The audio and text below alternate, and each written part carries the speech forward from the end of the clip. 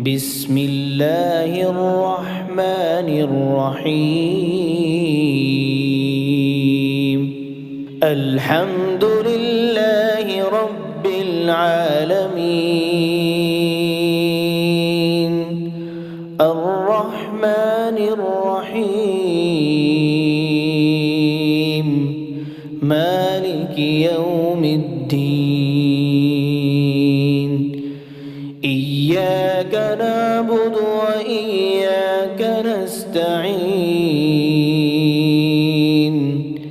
اهدنا الصراط المستقيم، صراط الذين أنعمت عليهم غير المغضوب عليهم ولا الضالين.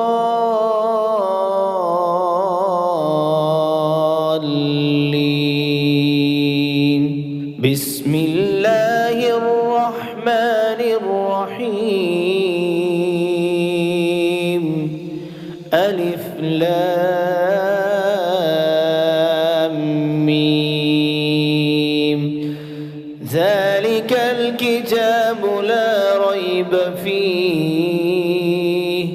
هدى للمتقين الذين يؤمنون بالغيب ويقيمون الصلاة ومما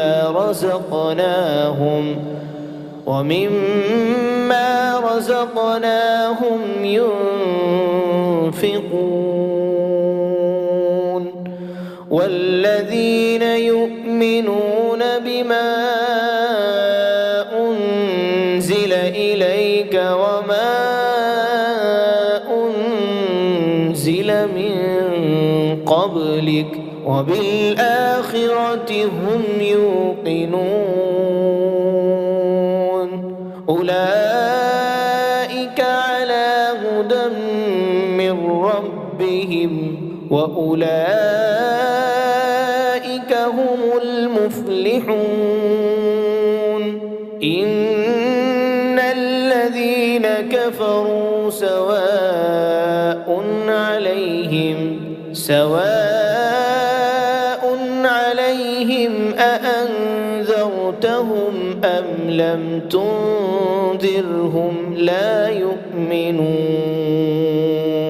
ختم الله على قلوبهم وعلى سمعهم وعلى أبصارهم غشاوة ولهم عذاب عظيم. ومن الناس من يقول آمنا بالله وباليوم الآخر وما هم بمؤمنين. يخادعون الله والذين آمنوا وما يخدعون إلا أنفسهم وما يشعرون. في قلوبهم مرض فزادهم الله مرضا ولهم عذاب أليم بما كانوا يكذبون.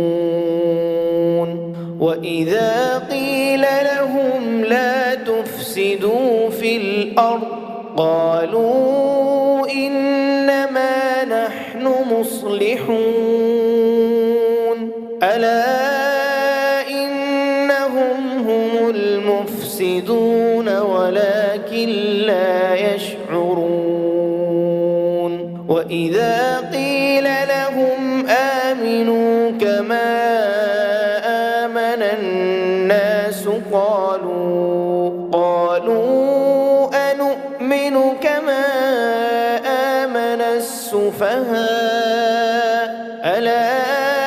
إنهم هم السفهاء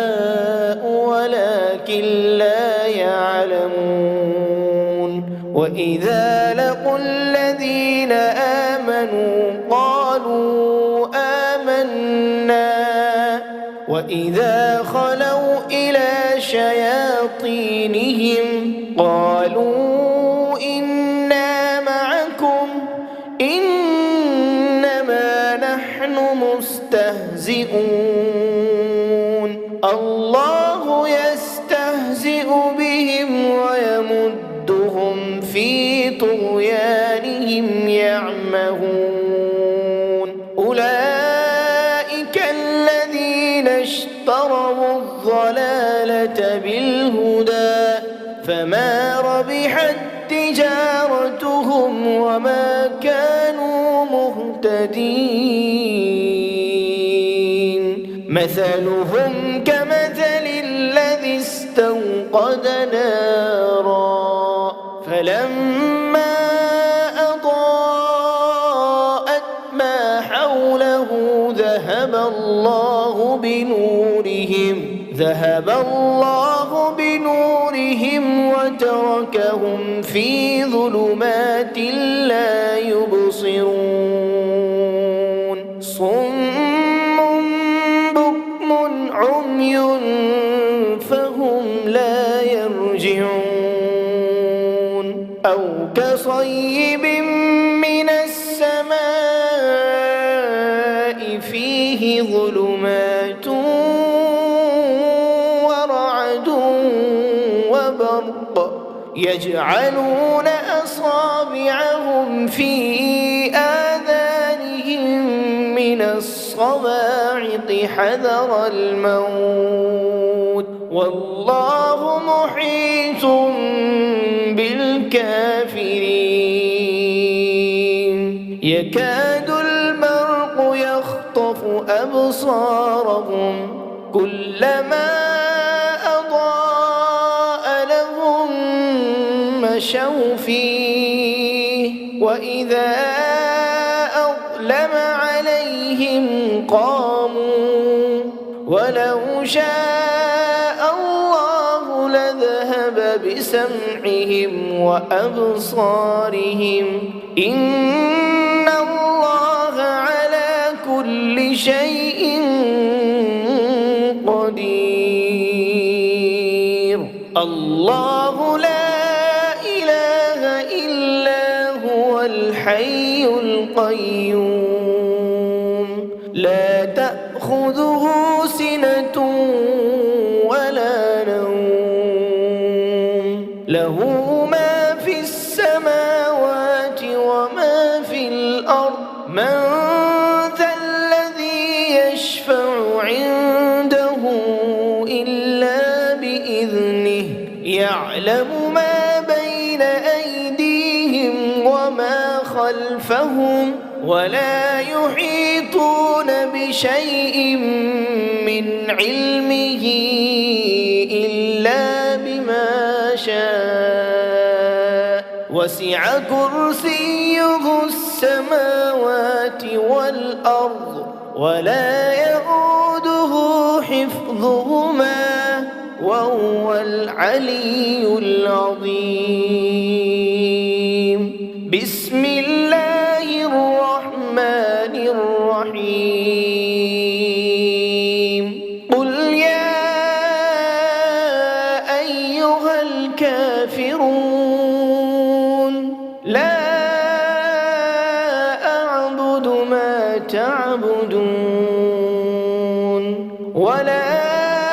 أنتم عابدون ما أعبد ولا أنا عابد ما عبدتم ولا أنتم عابدون ما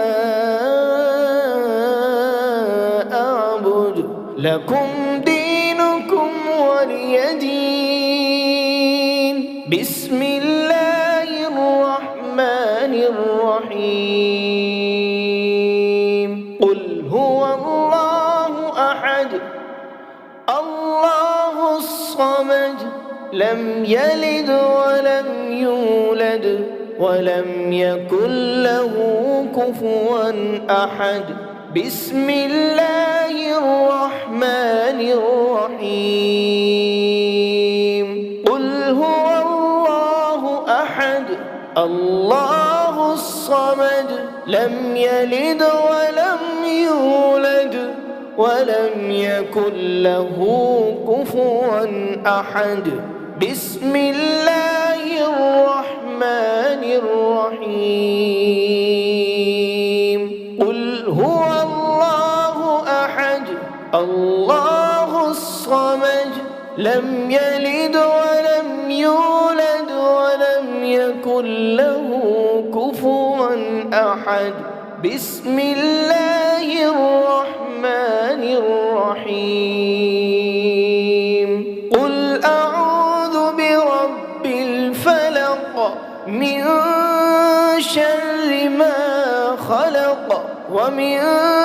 شر غاسق إذا وقب ومن شر النفاثات في العقد ومن شر حاسد إذا حسد بسم الله الرحمن الرحيم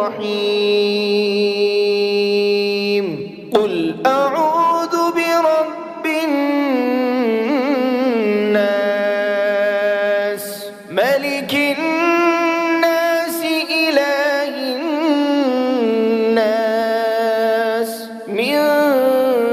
شر الوسواس الخناس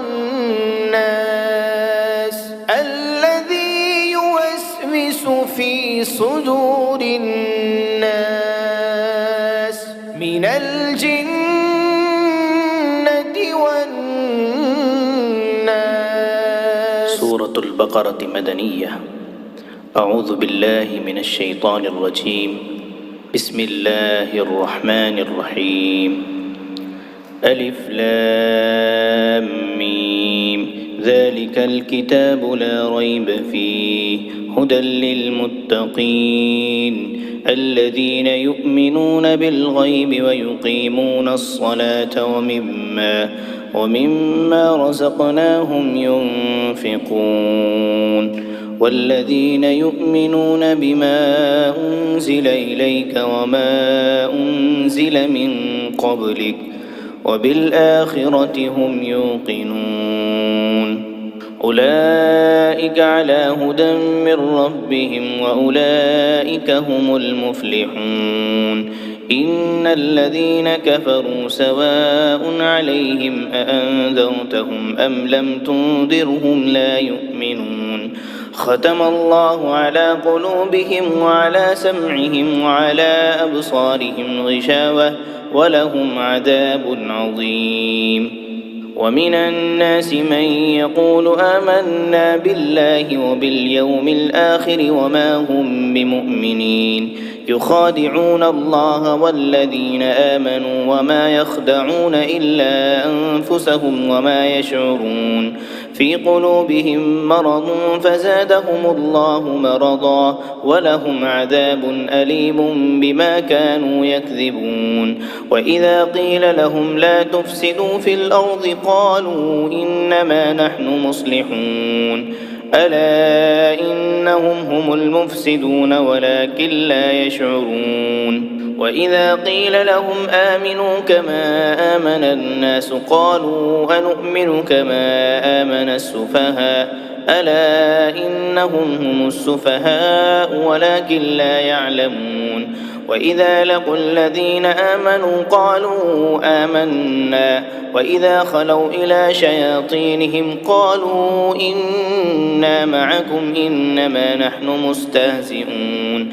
الله يستهزئ بهم ويمدهم في طغيانهم يعمهون أولئك الذين اشتروا الضلالة بالهدى فما ربحت تجارتهم وما كانوا مهتدين مثلهم كمثل الذي استوقد نارا فلما أضاءت ما حوله ذهب الله بنورهم وتركهم في ظلمات لا يبصرون صم بكم عمي فهم لا يرجعون أو كصيب من السماء فيه ظلمات ورعد وبرق يجعلون أصابعهم في آذانهم من الصواعق حذر الموت والله محيط بالكافرين يكاد البرق يخطف أبصارهم كلما أضاء لهم مشوا فيه وإذا أظلم عليهم قاموا ولو شاء الله لذهب بسمعهم وأبصارهم إن الله على كل شيء قدير يا أيها الناس اعبدوا ربكم الذي خلقكم والذين من قبلكم لعلكم تتقون الذي جعل لكم الأرض فراشا والسماء بناء وأنزل من السماء ماء فأخرج به من الثمرات رزقا لكم فلا تجعلوا لله أندادا وأنتم تعلمون وإن كنتم في ريب مما نزلنا على عبدنا فأتوا بسورة من مثله وادعوا شهداءكم من دون الله إن كنتم صادقين فإن لم تفعلوا ولن تفعلوا فاتقوا النار التي وقودها الناس والحجارة أعدت للكافرين وبشر الذين آمنوا وعملوا الصالحات أن لهم جنات تجري من تحتها الأنهار كلما رزقوا منها من ثمرة رزقا قالوا هذا الذي رزقنا من قبل وأتوا به متشابها ولهم فيها أزواج مطهرة وهم فيها خالدون إن الله لا يستحيي أن يضرب مثلا ما بعوضة فما فوقها فأما الذين آمنوا فيعلمون أنه الحق من ربهم وأما الذين كفروا فيقولون ماذا أراد الله بهذا مثلا يضل به كثيرا ويهدي به كثيرا وما يضل به إلا الفاسقين الذين ينقضون عهد الله من بعد ميثاقه ويقطعون ما أمر الله به أن يوصل ويفسدون في الأرض أولئك هم الخاسرون كيف تكفرون بالله وكنتم أمواتا فأحياكم ثم يميتكم ثم يحييكم ثم إليه ترجعون هو الذي خلق لكم ما في الأرض جميعا ثم استوى إلى السماء فسواهن 7 سماوات وهو بكل شيء عليم وإذ قال ربك للملائكة إني جاعل في الأرض خليفة قالوا وتجعل فيها من يفسد فيها ويسفك الدماء ونحن نسبح بحمدك ونقدس لك قال إني أعلم ما لا تعلمون وعلم آدم الأسماء كلها ثم عرضهم على الملائكة فقال أنبئوني بأسماء هؤلاء إن كنتم صادقين قالوا سبحانك لا علم لنا إلا ما علمتنا إنك أنت العليم الحكيم قال يا آدم أنبئهم بأسمائهم فلما أنبأهم بأسمائهم قال ألم أقل لكم إني أعلم غيب السماوات والأرض وأعلم ما تبدون وما كنتم تكتمون وإذ قلنا للملائكة اسجدوا لآدم فسجدوا إلا إبليس أبى واستكبر وكان من الكافرين وقلنا يا آدم اسكن أنت وزوجك الجنة وكلا منها رغدا حيث شئتما ولا تقربا هذه الشجرة فتكونا من الظالمين فأزلهما الشيطان عنها فأخرجهما مما كانا فيه وقلنا اهبطوا بعضكم لبعض عدو ولكم في الأرض مستقر ومتاع إلى حين فتلقى آدم من ربه كلمات فتاب عليه إنه هو التواب الرحيم قل اهبطوا منها جميعا فإما يأتينكم مني هدى فمن تبع هداي فلا خوف عليهم ولا هم يحزنون والذين كفروا وكذبوا بآياتنا أولئك أصحاب النار هم فيها خالدون يا بني إسرائيل اذكروا نعمتي التي أنعمت عليكم وأوفوا بعهدي أوف بعهدكم وإياي فارهبون وآمنوا بما أنزلت مصدقا لما معكم ولا تكونوا أول كافر به ولا تشتروا بآياتي ثمنا قليلا وإياي فاتقون ولا تلبسوا الحق بالباطل وتكتموا الحق وأنتم تعلمون وأقيموا الصلاة وآتوا الزكاة واركعوا مع الراكعين أتأمرون الناس بالبر وتنسون أنفسكم وأنتم تتلون الكتاب أفلا تعقلون واستعينوا بالصبر والصلاة وإنها لكبيرة إلا على الخاشعين الذين يظنون أنهم ملاقو ربهم وأنهم إليه راجعون يا بني إسرائيل اذكروا نعمتي التي أنعمت عليكم وأني فضلتكم على العالمين واتقوا يوما لا تجزي نفس عن نفس شيئا ولا يقبل منها شفاعة ولا يؤخذ منها عدل ولا هم ينصرون وإذ نجيناكم من آل فرعون يسومونكم سوء العذاب يذبحون أبناءكم ويستحيون نساءكم وفي ذلكم بلاء من ربكم عظيم وإذ فرقنا بكم البحر فأنجيناكم وأغرقنا آل فرعون وأنتم تنظرون وإذ واعدنا موسى 40 ليلة ثم اتخذتم العجل من بعده وأنتم ظالمون ثم عفونا عنكم من بعد ذلك لعلكم تشكرون وإذ آتينا موسى الكتاب والفرقان لعلكم تهتدون وإذ قال موسى لقومه يا قوم إنكم ظلمتم أنفسكم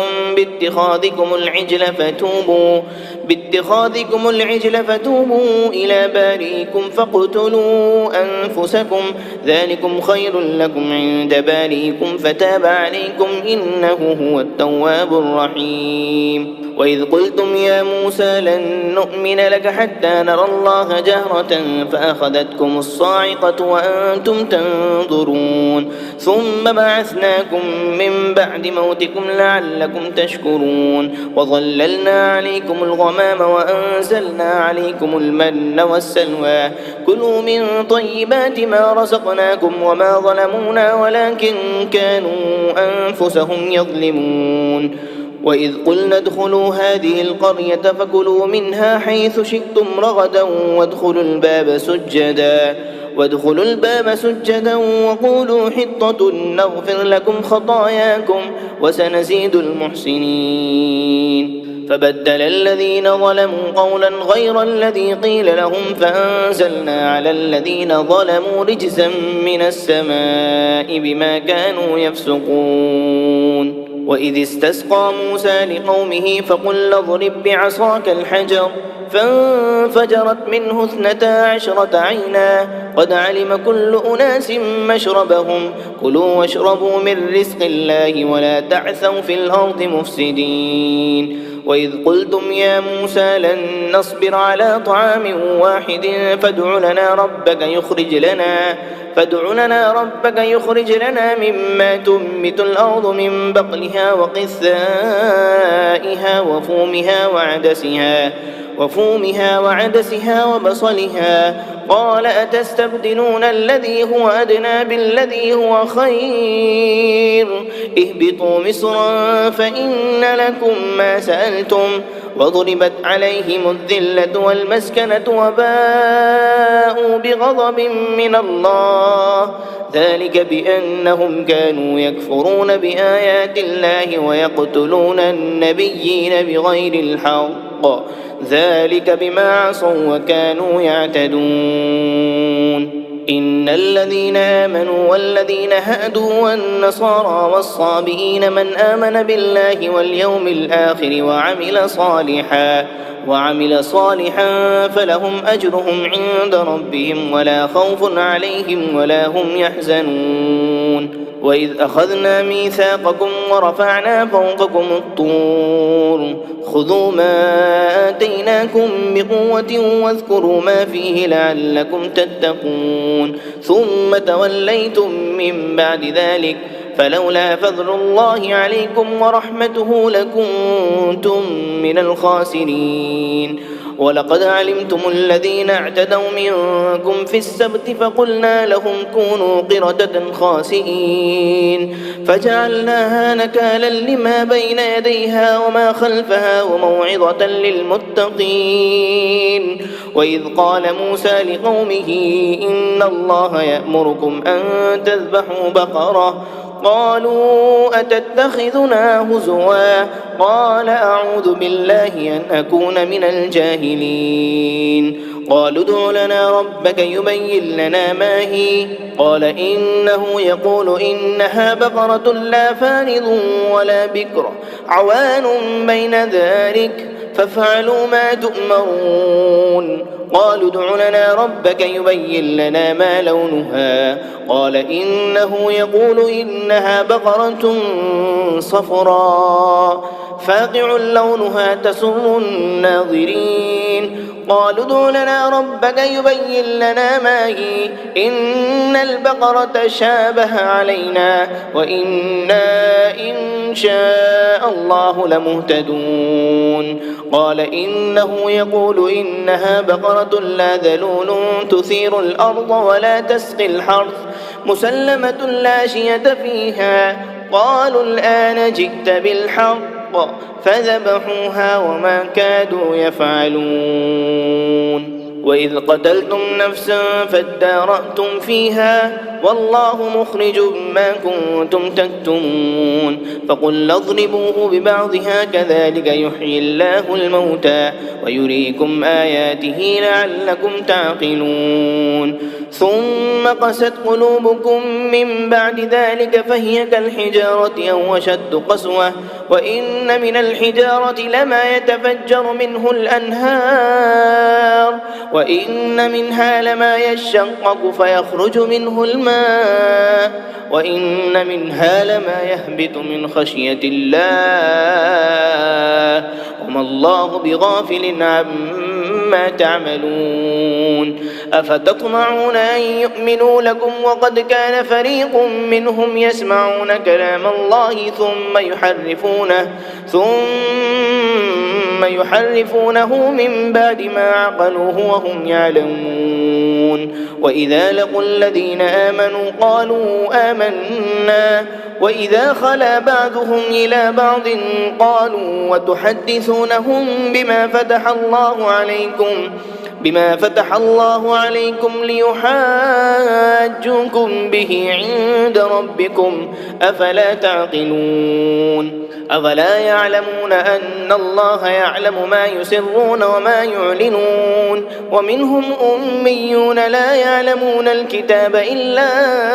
أماني وإن هم إلا يظنون فويل للذين يكتبون الكتاب بأيديهم ثم يقولون هذا من عند الله ليشتروا به ثمنا قليلا فويل لهم مما كتبت أيديهم وويل لهم مما يكسبون وقالوا لن تمسنا النار إلا أياما معدودة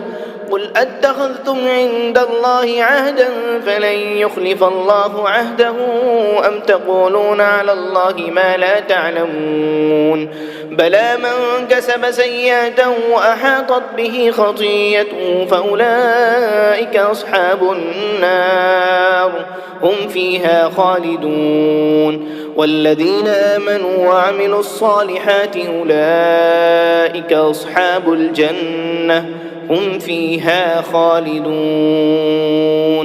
وإذ أخذنا ميثاق بني إسرائيل لا تعبدون إلا الله وبالوالدين إحسانا وذي القربى واليتامى والمساكين وقولوا للناس حسنا وأقيموا الصلاة وآتوا الزكاة ثم توليتم إلا قليلا منكم وأنتم معرضون وإذ أخذنا ميثاقكم لا تسفكون دماءكم ولا تخرجون أنفسكم من دياركم ثم أقررتم وأنتم تشهدون ثم أنتم هؤلاء تقتلون أنفسكم وتخرجون فريقا منكم من ديارهم تظاهرون عليهم بالإثم والعدوان وإن يأتوكم مسارى تفادوهم وهو محرم عليكم إخراجهم أفتؤمنون ببعض الكتاب وتكفرون ببعض فما جزاء من يفعل ذلك منكم إلا خزي في الحياة الدنيا ويوم القيامة يردون إلى أشد العذاب وما الله بغافل عما تعملون أولئك الذين اشتروا الحياة الدنيا بالآخرة فلا يخفف عنهم العذاب ولا هم ينصرون ولقد آتينا موسى الكتاب وقفينا من بعده بالرسل وآتينا عيسى ابن مريم البينات وأيدناه بروح القدس أفكلما جاءكم رسول بما لا تهوى أنفسكم استكبرتم ففريقا كذبتم وفريقا تقتلون وقالوا قلوبنا غلف بل لعنهم الله بكفرهم فقليلا ما يؤمنون ولما جاءهم كتاب من عند الله مصدق لما معهم وكانوا من قبل يستفتحون على الذين كفروا فلما جاءهم ما عرفوا كفروا به فلعنة الله على الكافرين بئس ما اشتروا به أنفسهم أن يكفروا بما أنزل الله بغيا أن ينزل الله من فضله على من يشاء من عباده فباءوا بغضب على غضب وللكافرين عذاب مهين وإذا قيل لهم آمنوا بما أنزل الله قالوا نؤمن بما أنزل علينا ويكفرون بما وراءه وهو الحق مصدقا لما معهم قل فلم تقتلون أنبياء الله من قبل إن كنتم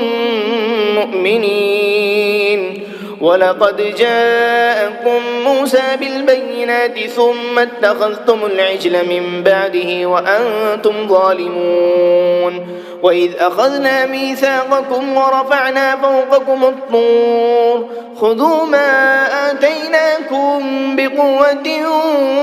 واسمعوا قالوا سمعنا وعصينا وأشربوا في قلوبهم العجل بكفرهم قل بئس ما يأمركم به إيمانكم إن كنتم مؤمنين قل إن كانت لكم الدار الآخرة عند الله خالصة من دون الناس فتمنوا الموت إن كنتم صادقين ولن يتمنوه أبدا بما قدمت أيديهم والله عليم بالظالمين ولتجدنهم أحرص الناس على حياة ومن الذين أشركوا يود أحدهم لو يعمر 1000 سنة وما هو بمزحزحه من العذاب أن يعمر والله بصير بما يعملون قل من كان عدوا لجبريل فإنه نزله على قلبك بإذن الله مصدقا لما بين يديه وهدى وبشرى للمؤمنين. من كان عدوا لله وملائكته ورسله وجبريل وميكال فإن الله عدو للكافرين. ولقد أنزلنا إليك آيات بينات وما يكفر بها إلا الفاسقون. أو كلما عاهدوا عهدا نبذه فريق منهم بل أكثرهم لا يؤمنون. ولما جاءهم رسول من عند الله مصدق لما معهم نبذ فريق من الذين أوتوا كتاب الله وراء ظهورهم كأنهم لا يعلمون. واتبعوا ما تتلو الشياطين على ملك سليمان وما كفر سليمان ولكن الشياطين كفروا يعلمون الناس السحر وما أنزل على الملكين ببابل هاروت وماروت وما يعلمان من أحد حتى يقولا إنما نحن فتنة فلا تكفر فيتعلمون منهما ما يفرقون به بين المرء وزوجه وما هم بضارين به من أحد إلا بإذن الله ويتعلمون ما يضرهم ولا ينفعهم ولقد علموا لمن اشتراه ما له في الآخرة من خلاق ولبئس ما شروا به أنفسهم لو كانوا يعلمون. ولو أنهم آمنوا واتقوا لمثوبة من عند الله خير لو كانوا يعلمون. يا أيها الذين آمنوا لا تقولوا راعنا وقولوا انظرنا واسمعوا وللكافرين عذاب أليم. ما يود الذين كفروا من أهل الكتاب ولا المشركين أن ينزل عليكم من خير من ربكم والله يختص برحمته من يشاء والله ذو الفضل العظيم.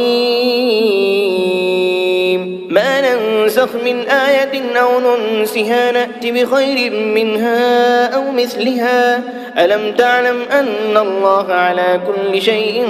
قدير. ألم تعلم أن الله له ملك السماوات والأرض وما لكم من دون الله من ولي ولا نصير. أم تريدون أن تسألوا رسولكم كما سئل موسى من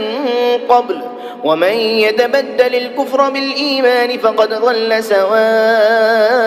السبيل. ود كثير من أهل الكتاب لو يردونكم من بعد إيمانكم كفارا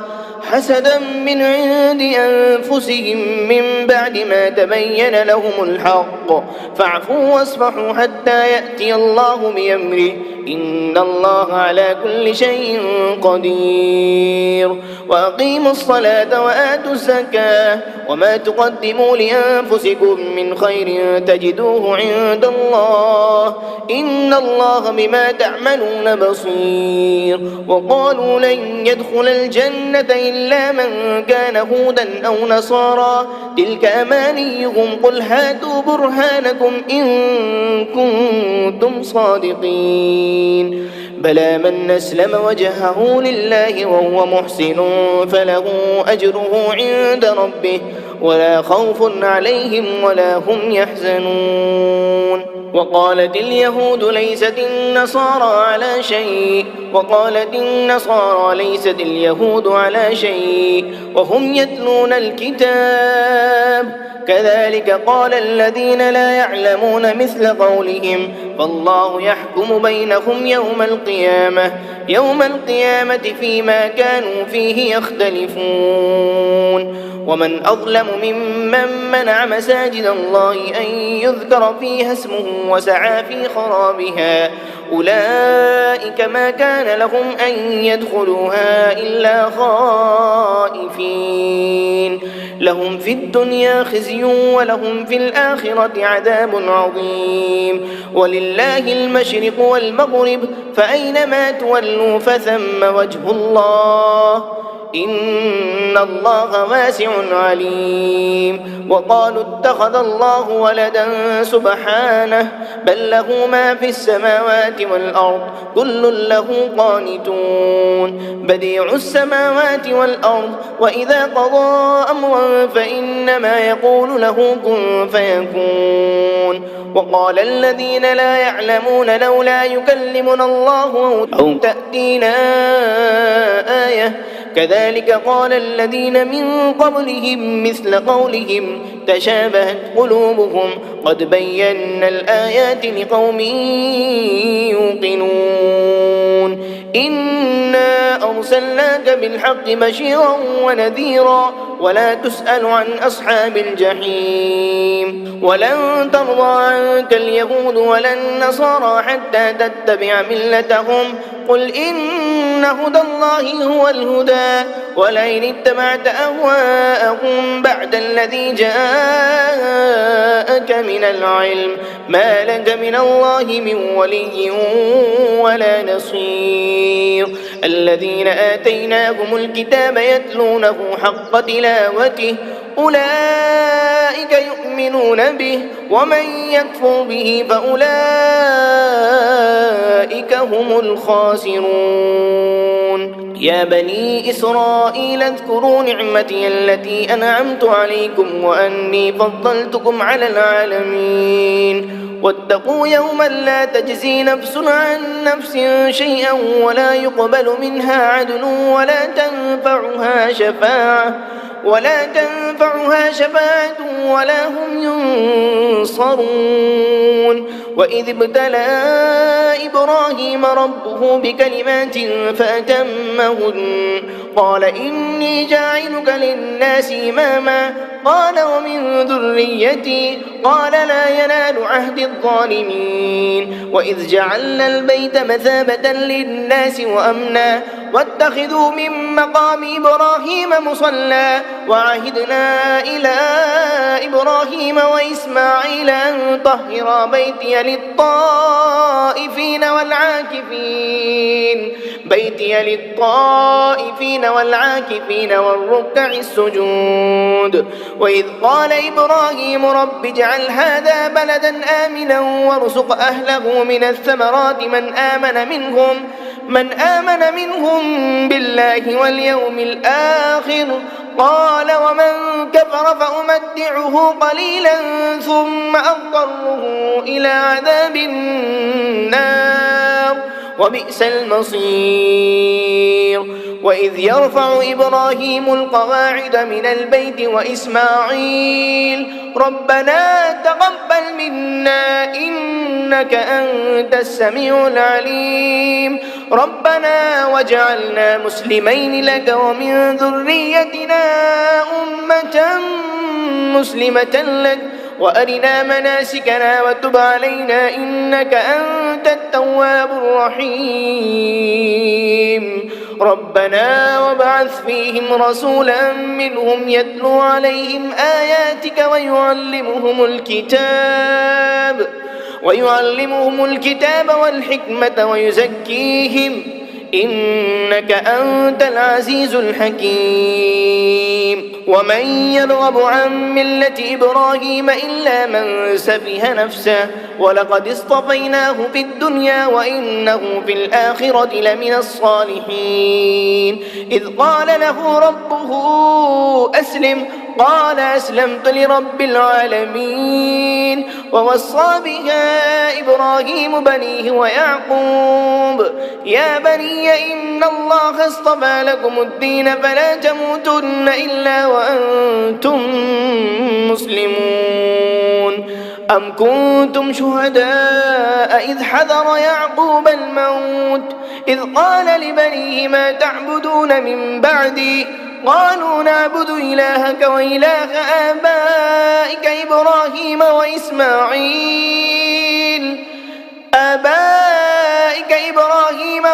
وإسماعيل وإسحاق إلها واحدا ونحن له مسلمون تلك أمة قد خلت لها ما كسبت ولكم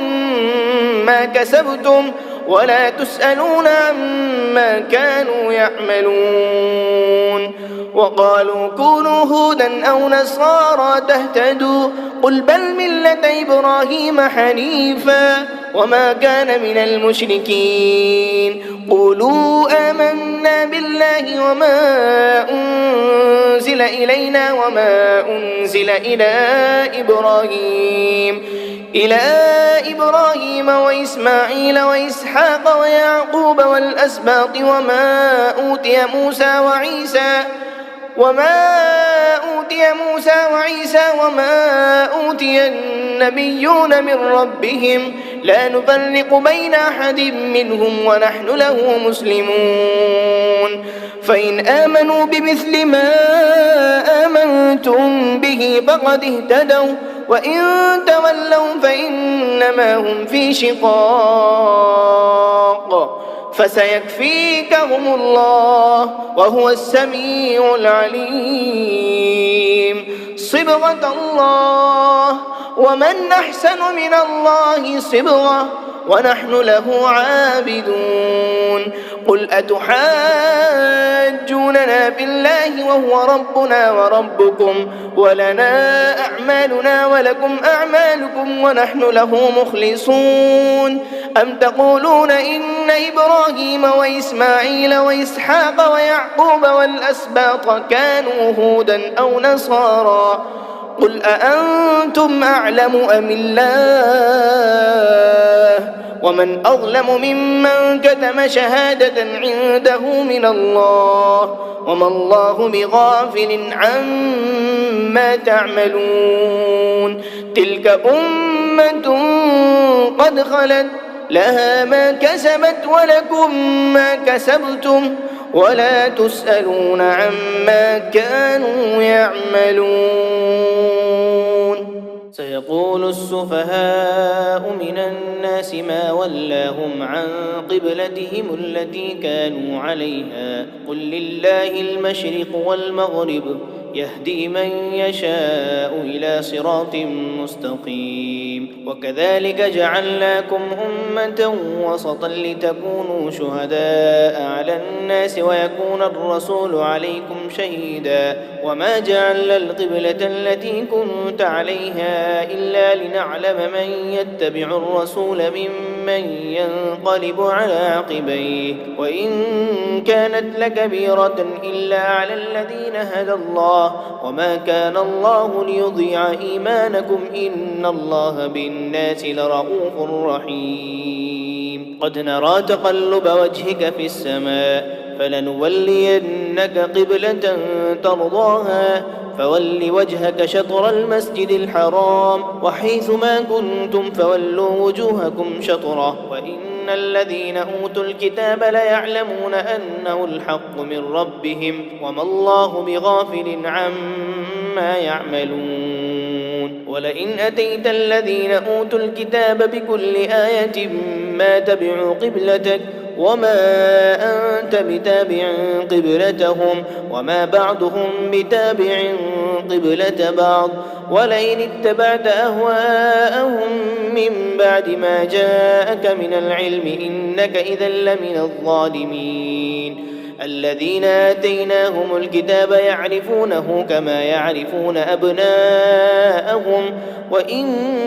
فريقا منهم ليكتمون الحق وهم يعلمون الحق من ربك فلا تكونن من الممترين ولكل وجهة هو موليها فاستبقوا الخيرات أينما تكونوا يأت بكم الله جميعا إن الله على كل شيء قدير ومن حيث خرجت فول وجهك شطر المسجد الحرام وإنه للحق من ربك وما الله بغافل عما تعملون ومن حيث خرجت فول وجهك شطر المسجد الحرام وحيث ما كنتم فولوا وجوهكم شطره لئلا يكون للناس عليكم حجة إلا الذين ظلموا منهم فلا تخشوهم واخشوني وليتم نعمتي عليكم ولعلكم تهتدون كما أرسلنا فيكم رسولا منكم يتلو عليكم آياتنا ويزكيكم ويعلمكم الكتاب والحكمة ويعلمكم ما لم تكونوا تعلمون فاذكروني أذكركم واشكروا لي ولا تكفرون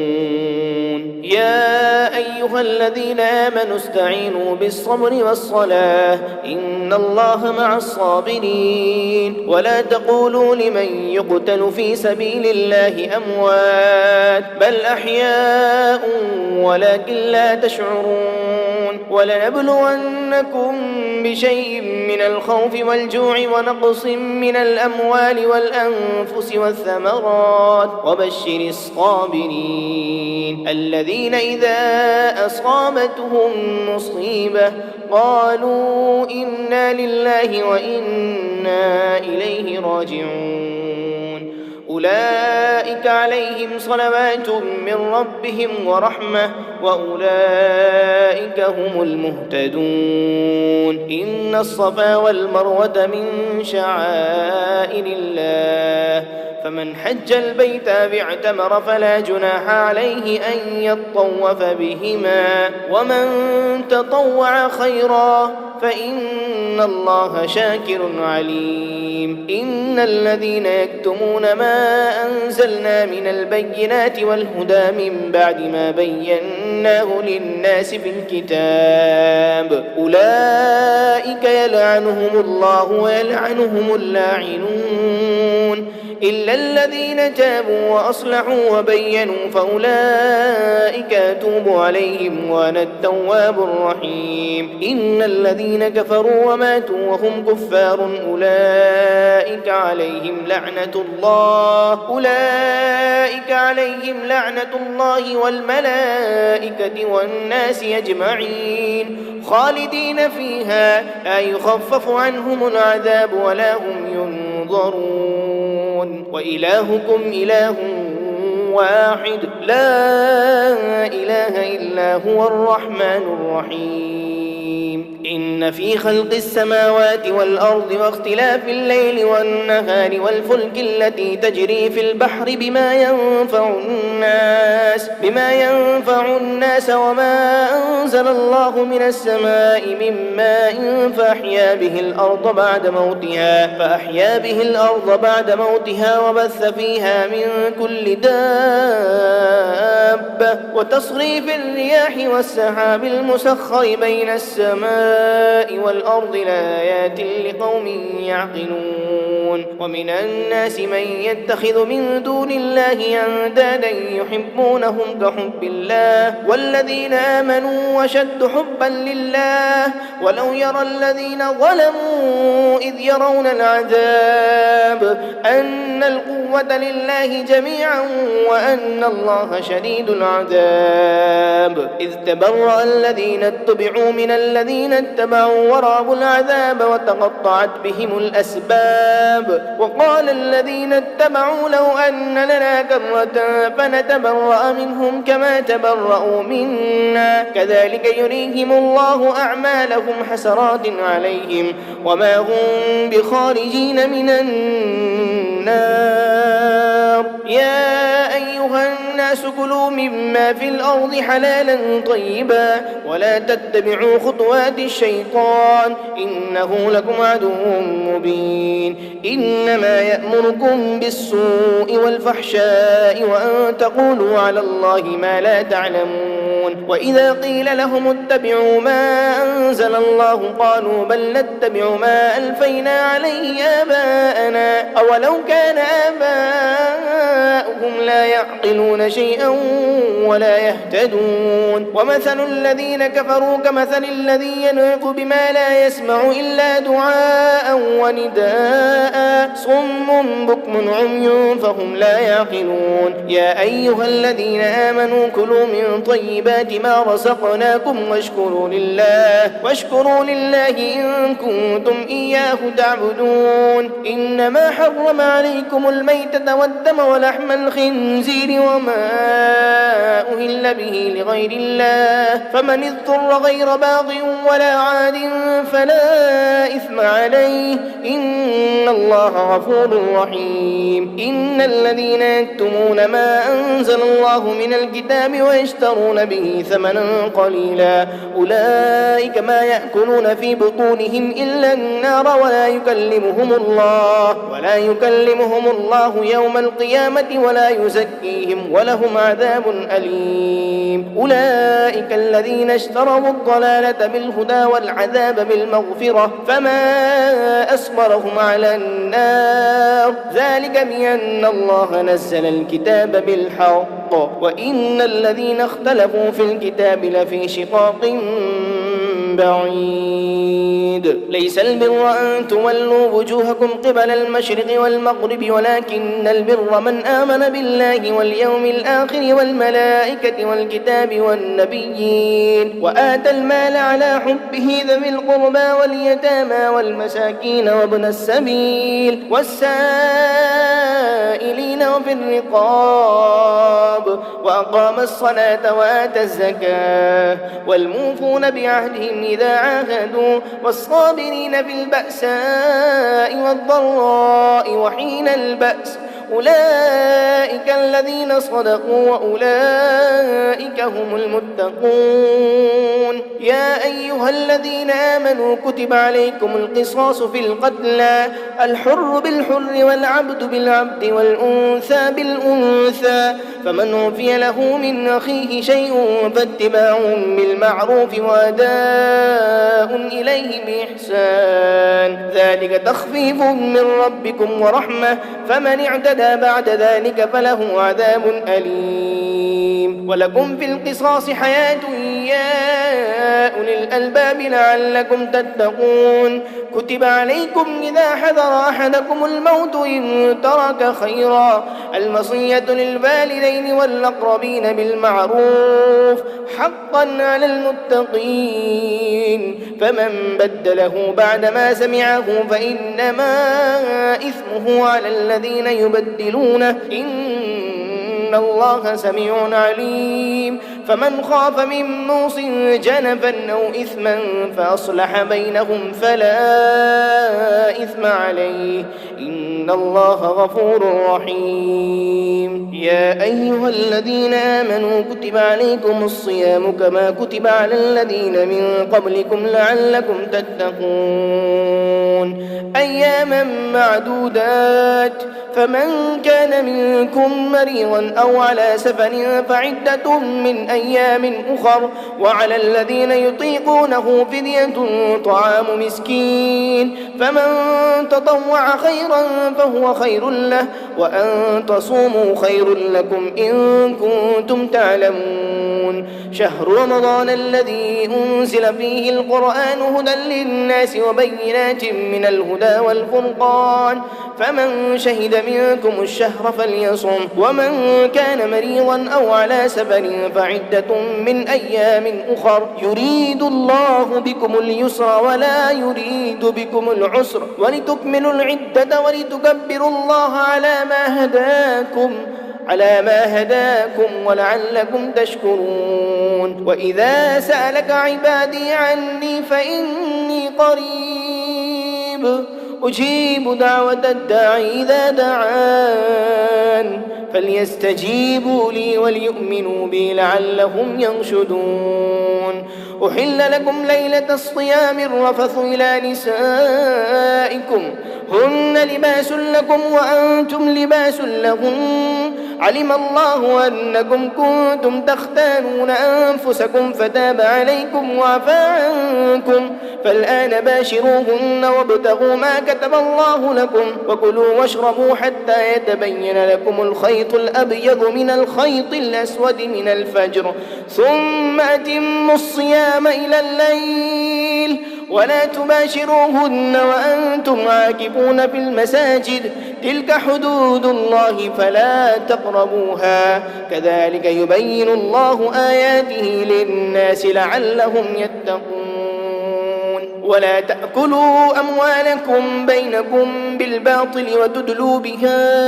إلى الحكام لتأكلوا فريقا من أموال الناس بالإثم وأنتم تعلمون يسألونك عن الأهلة قل هي مواقيت للناس والحج وليس البر بأن تأتوا البيوت من ظهورها ولكن البر من اتقى وأتوا البيوت من أبوابها واتقوا الله لعلكم تفلحون وقاتلوا في سبيل الله الذين يقاتلونكم ولا تعتدوا إن الله لا يحب المعتدين واقتلوهم حيث ثقفتموهم وأخرجوهم من حيث أخرجوكم والفتنة أشد من القتل ولا تقاتلوهم عند المسجد الحرام حتى يقاتلوكم فيه فإن قاتلوكم فاقتلوهم كذلك جزاء الكافرين فإن انتهوا فإن الله غفور رحيم وقاتلوهم حتى لا تكون فتنة ويكون الدين لله فإن انتهوا فلا عدوان إلا على الظالمين الشهر الحرام بالشهر الحرام والحرمات قصاص فمن اعتدى عليكم فاعتدوا عليه بمثل ما اعتدى عليكم واتقوا الله واعلموا أن الله مع المتقين وأنفقوا في سبيل الله ولا تلقوا بأيديكم إلى التهلكة وأحسنوا إن الله يحب المحسنين وأتموا الحج والعمرة لله فإن أحصرتم فما استيسر من الهدي ولا تحلقوا رؤوسكم حتى يبلغ الهدي محله فمن كان منكم مريضا أو به أذى من رأسه ففدية من صيام أو صدقة أو نسك فإذا أمنتم فمن تمتع بالعمرة إلى الحج فما استيسر من الهدي فمن لم يجد فصيام 3 أيام في الحج و7 إذا رجعتم تلك 10 كاملة ذلك لمن لم يكن أهله حاضر المسجد الحرام واتقوا الله واعلموا أن الله شديد العقاب الحج أشهر معلومات فمن فرض فيهن الحج فلا رفث ولا فسوق ولا جدال في الحج وما تفعلوا من خير يعلمه الله وتزودوا فإن خير الزاد التقوى واتقون يا أولي الألباب ليس عليكم جناح أن تبتغوا فضلا من ربكم فإذا أفضتم من عرفات فاذكروا الله عند المشعر الحرام واذكروه كما هداكم وإن كنتم من قبله لمن الضالين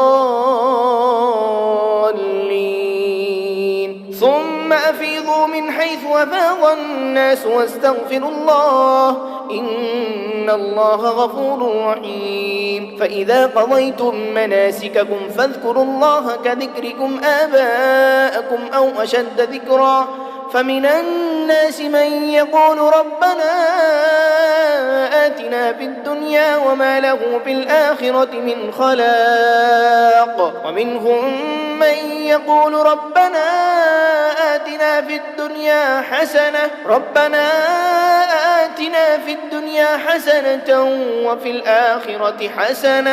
وفي الآخرة حسنة وقنا عذاب النار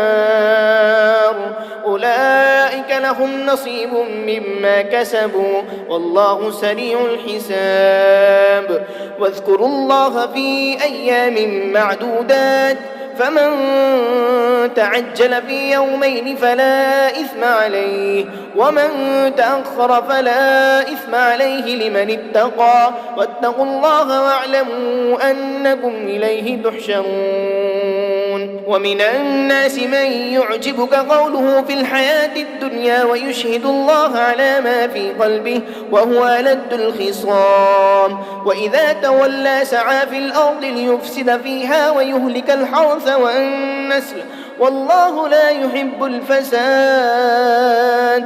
وإذا قيل له اتق الله أخذته العزة بالإثم فحسبه جهنم ولبئس المهاد. ومن الناس من يشري نفسه ابتغاء مرضات الله والله رؤوف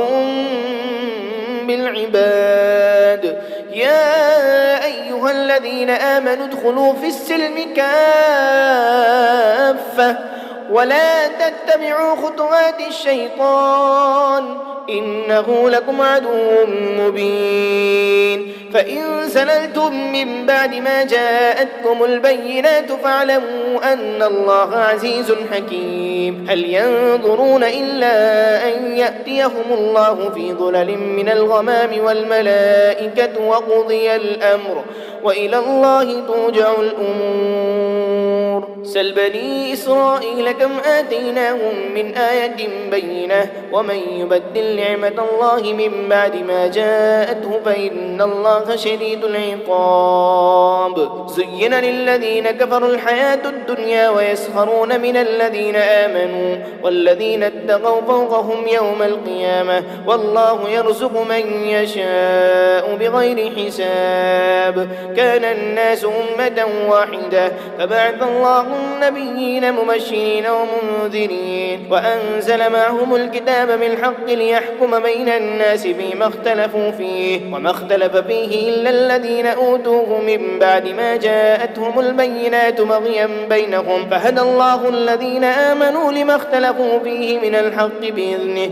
والله يهدي من يشاء إلى صراط مستقيم. أم حسبتم أن تدخلوا الجنة ولما يأتكم مثل الذين خلوا من قبلكم مستهم البأساء والضراء وزلزلوا حتى يقول الرسول والذين آمنوا معه متى نصر الله ألا إن نصر الله قريب. يسألونك ماذا ينفقون قل ما أنفقتم من خير فللوالدين والأقربين واليتامى والمساكين وابن السبيل وما تفعلوا من خير فإن الله به عليم. كتب عليكم القتال وهو كره لكم وعسى أن تكرهوا شيئا وهو خير لكم وعسى أن تحبوا شيئا وهو شر لكم والله يعلم وأنتم لا تعلمون. يسألونك عن الشهر الحرام قتال فيه قل قتال فيه كبير وصد عن سبيل الله وكفر به والمسجد الحرام وإخراج أهله منه أكبر عند الله والفتنة أكبر من القتل ولا يزالون يقاتلونكم حتى يردوكم عن دينكم إن استطاعوا ومن يرتد منكم عن دينه فيمت وهو كافر فأولئك حبطت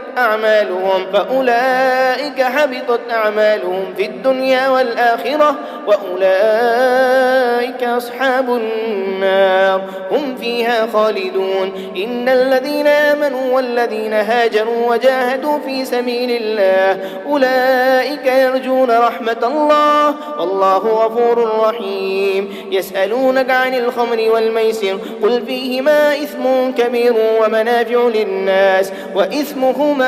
أكبر من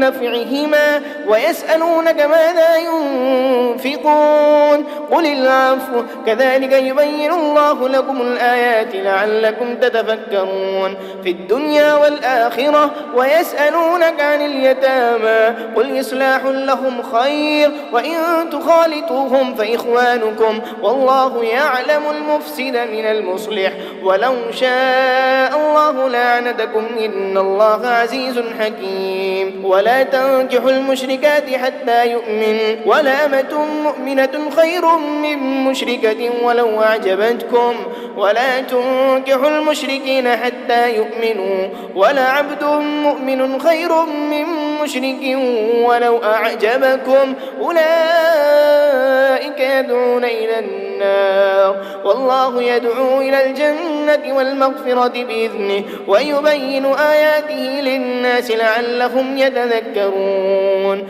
ويسألونك عن المحيض قل هو أذى فاعتزلوا النساء في المحيض ولا تقربوهن حتى يطهرن فإذا تطهرن فأتوهن من حيث أمركم الله إن الله يحب التوابين ويحب المتطهرين نساؤكم حرث لكم فأتوا حرثكم أن شئتم وقدموا لأنفسكم واتقوا الله واعلموا أنكم ملاقوه وبشر المؤمنين ولا تجعلوا الله عرضة لأيمانكم أن تبروا وتتقوا وتصلحوا بين الناس والله سميع عليم لا يؤاخذكم الله باللغو في أيمانكم ولكن يؤاخذكم بما كسبت قلوبكم والله غفور حليم للذين يؤلون من نسائهم تربص 4 أشهر فإن فاءوا فإن الله غفور رحيم وإن عزموا الطلاق فإن الله سميع عليم والمطلقات يتربصن بأنفسهن 3 قروء ولا يحل لهن أن يكتمن ما خلق الله في أرحامهن إن كن يؤمن بالله واليوم الآخر وبعولتهن أحق بردهن في ذلك إن أرادوا إصلاحا ولهن مثل الذي عليهن بالمعروف وللرجال عليهن درجة والله عزيز حكيم الطلاق 2 فإمساكم بمعروف أو تسريح بإحسان ولا يحل لكم أن تأخذوا مما آتيتموهن شيئا إلا أن يخافا ألا يقيما حدود الله فإن خفتم ألا يقيما حدود الله فلا جناح عليهما فيما افتدت به تلك حدود الله فلا تعتدوها ومن يتعد حدود الله فأولئك هم الظالمون فإن طلقها فلا تحل له من بعد حتى تنكح زوجا غيره فإن طلقها فلا جناح عليهما أن يتراجعا إن ظنا أن يقيما حدود الله وتلك حدود الله يبينها لقوم يعلمون وإذا طلقتم النساء فبلغن أجلهن فامسكوهن بمعروف أو سرحوهن بمعروف ولا تمسكوهن ضرارا لتعتدوا ومن يفعل ذلك فقد ظلم نفسه ولا تتخذوا آيات الله هزوا واذكروا نعمة الله عليكم وما أنزل عليكم من الكتاب والحكمة يعظكم به واتقوا الله واعلموا أن الله بكل شيء عليم وإذا طلقتم النساء فبلغن أجلهن فلا تعضلوهن أن ينكحن أزواجهن إذا تراضوا بينهم بالمعروف ذلك يوعظ به من كان منكم يؤمن بالله واليوم الآخر ذلكم أزكى لكم وأطهر والله يعلم وأنتم لا تعلمون والوالدات يرضعن أولادهن حولين كاملين لمن أراد أن يتم الرضاعة وعلى المولود له رزقهن وكسوتهن بالمعروف لا تكلف نفس إلا وسعها لا تضار والدة بولدها ولا مولود له بولده وعلى الوارث مثل ذلك فإن أرادا فصالا عن تراض منهما وتشاور فلا جناح عليهما وإن أردتم أن تسترضعوا أولادكم فلا جناح عليكم إذا سلمتم ما آتيتم بالمعروف واتقوا الله واعلموا أن الله بما تعملون بصير والذين يتوفون منكم ويذرون أزواجا يتربصن بأنفسهن 4 أشهر وعشرا فإذا بلغن أجلهن فلا جناح عليكم فيما فعلن في أنفسهن بالمعروف والله بما تعملون خبير ولا جناح عليكم فيما عرضتم به من خطبة النساء أو أكننتم في أنفسكم علم الله أنكم ستذكرونهن ولكن لا تواعدوهن سرا إلا أن تقولوا قولا معروفا ولا تعزموا عقدة النكاح حتى يبلغ الكتاب أجله واعلموا أن الله يعلم ما في أنفسكم فاحذروا واعلموا أن الله غفور حليم. لا جناح عليكم إن طلقتم النساء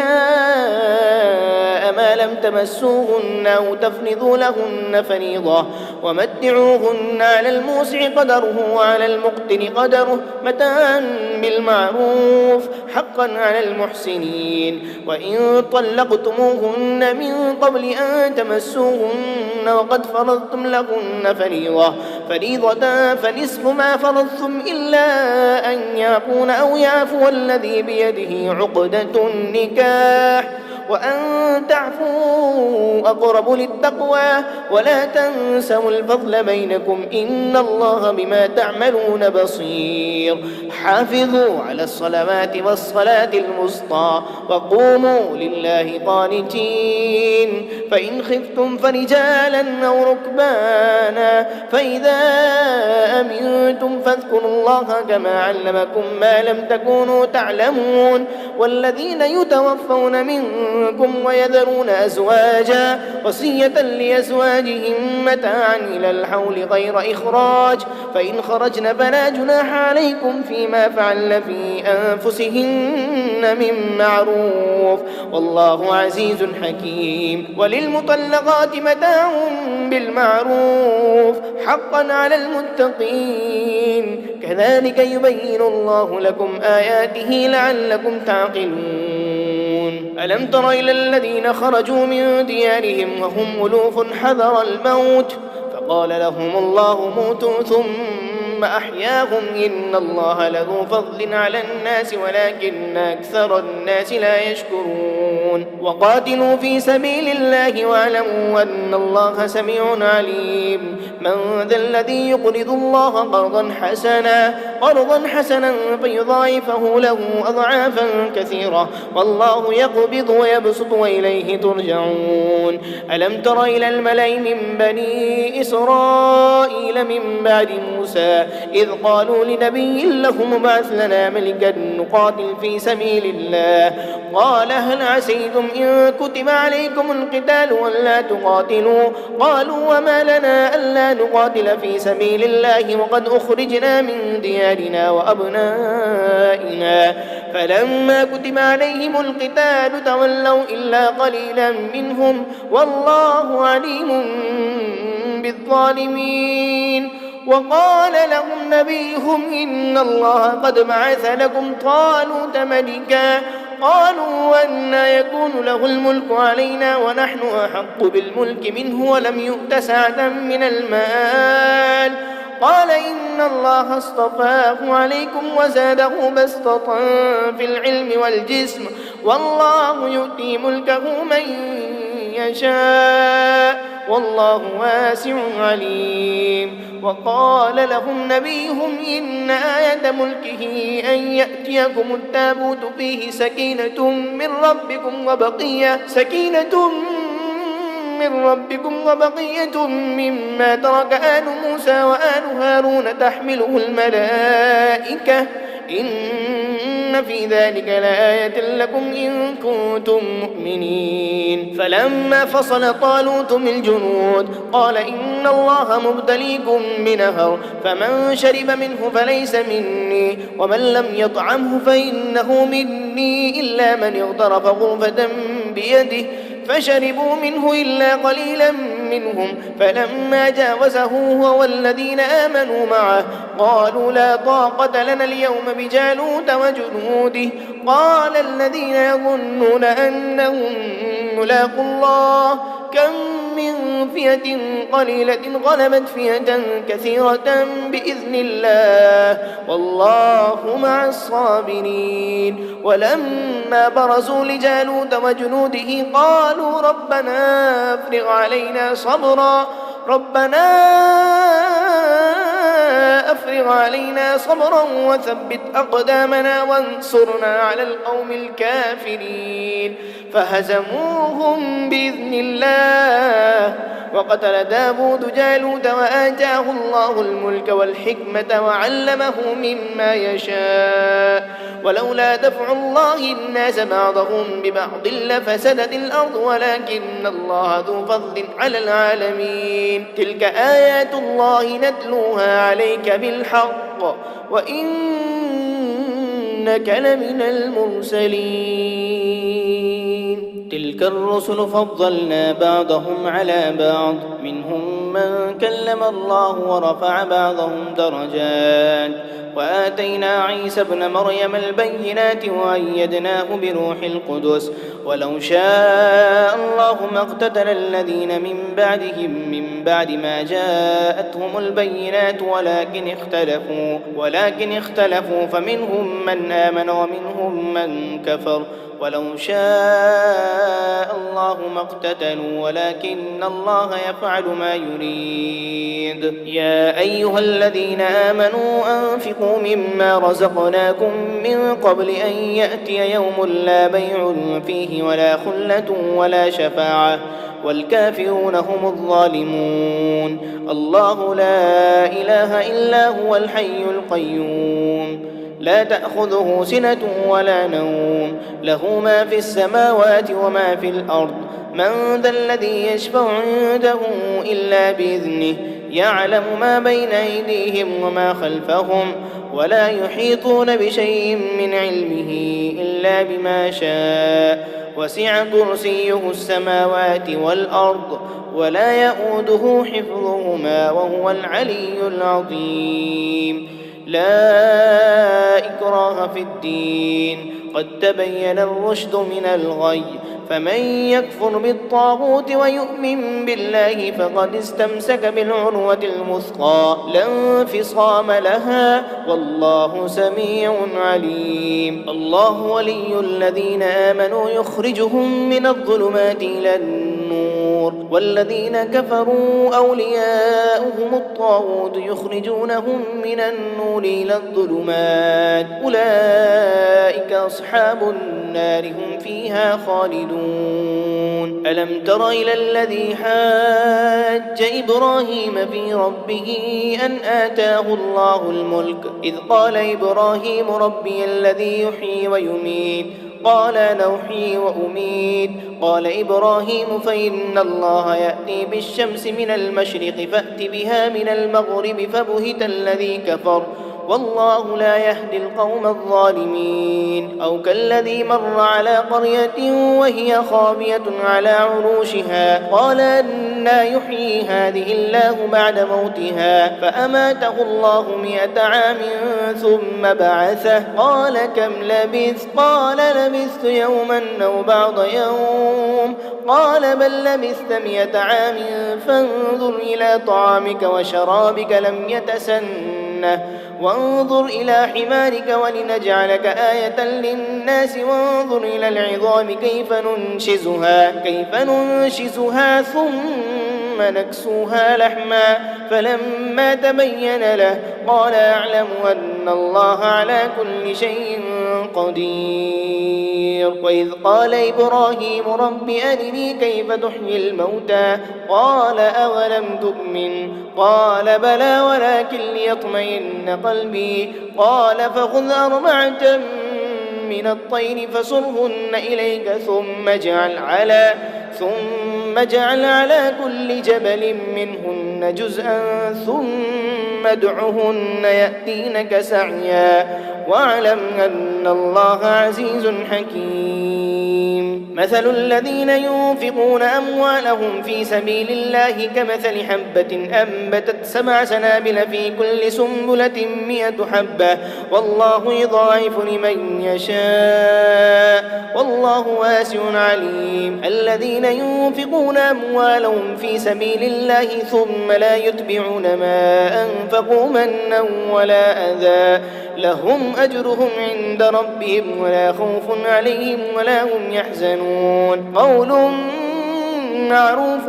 ومغفرة خير من صدقة يتبعها أذى والله غني حليم. يا أيها الذين آمنوا لا تبطلوا صدقاتكم بالمن والأذى كالذي ينفق ماله رئاء الناس ولا يؤمن بالله واليوم الآخر فمثله كمثل صفوان عليه تراب فأصابه وابل فتركه صلدا لا يقدرون على شيء مما كسبوا والله لا يهدي القوم الكافرين. ومثل الذين ينفقون أموالهم ابتغاء مرضات الله وتثبيتا من أنفسهم كمثل جنة بربوة أصابها وابل فآتت أكلها ضعفين فإن لم يصبها وابل فطل والله بما تعملون بصير. أيود أحدكم أن تكون له جنة من نخيل وأعناب تجري من تحتها الأنهار له فيها من كل الثمرات وأصابه الكبر وله ذرية ضعفاء فأصابها إعصار فيه نار فاحترقت كذلك يبين الله لكم الآيات لعلكم تتفكرون. يا أيها الذين آمنوا أنفقوا من طيبات ما كسبتم ومما أخرجنا لكم من الأرض ولا تيمموا الخبيث منه تنفقون ولستم بآخذيه إلا أن تغمضوا فيه واعلموا أن الله غني حميد. الشيطان يعدكم الفقر ويأمركم بالفحشاء والله يعدكم مغفرة منه وفضلا والله واسع عليم. يؤتي الحكمة من يشاء ومن يؤت الحكمة فقد أوتي خيرا كثيرا وما يذكر إلا أولو الألباب.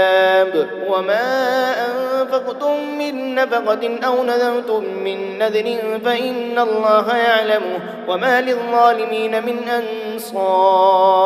إن تبدوا الصدقات فنعما هي وإن تخفوها وتؤتوها الفقراء فهو خير لكم ويكفر عنكم من سيئاتكم والله بما تعملون خبير. ليس عليك هداهم ولكن الله يهدي من يشاء وما تنفقوا من خير فلينفسكم وما تنفقون إلا ابتغاء وجه الله وما تنفقوا من خير يوفى إليكم وأنتم لا تظلمون. للفقراء الذين أحصروا في سبيل الله لا يستطيعون ضربا في الأرض يحسبهم الجاهل أغنياء من التعفف تعرفهم بسيماهم لا يسألون الناس إلحافا وما تنفقوا من خير فإن الله به عليم.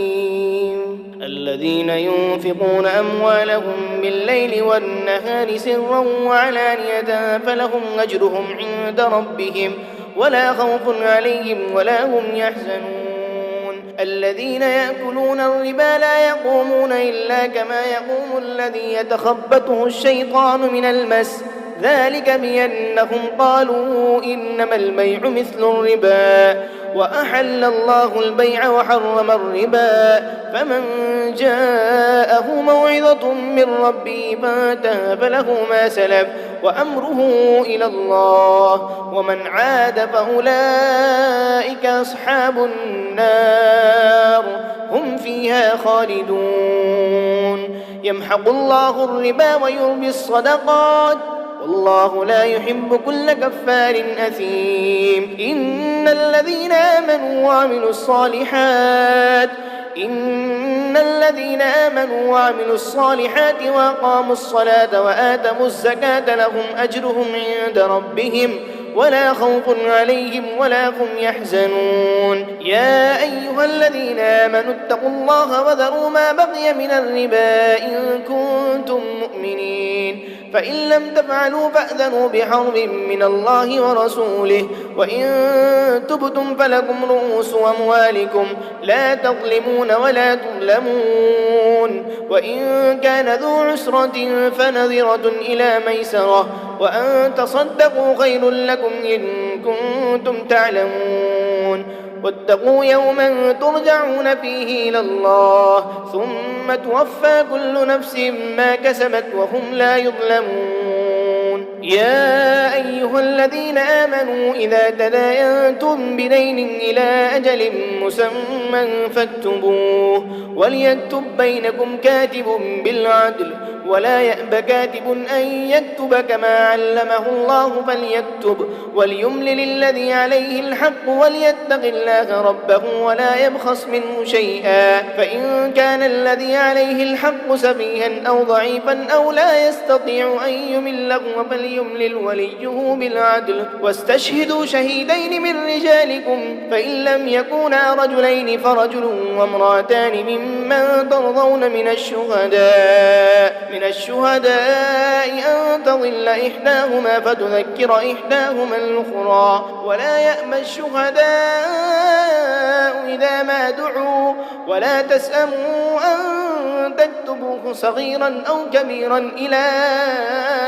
أجله ذلكم أقصد عند الله وأقوم للشهادة وأدنى ألا ترتابوا إلا أن تكون تجارة حاضرة تديرونها بينكم فليس عليكم جناح ألا تكتبوها وأشهدوا إذا تبايعتم ولا يضار كاتب ولا شهيد وإن تفعلوا فإنه فسوق بكم واتقوا الله ويعلمكم الله والله بكل شيء عليم وإن كنتم على سفر ولم تجدوا كاتبا فرهان مقبوضة فإن أمن بعضكم بعضا فليؤدي الذي اؤتمن أمانته وليتق الله ربه ولا تكتموا الشهادة ومن يكتمها فإنه آثم قلبه والله بما تعملون عليم لله ما في السماوات وما في الأرض وإن تبدوا ما في أنفسكم أو تخفوه يحاسبكم به الله فيغفر لمن يشاء ويعذب من يشاء والله على كل شيء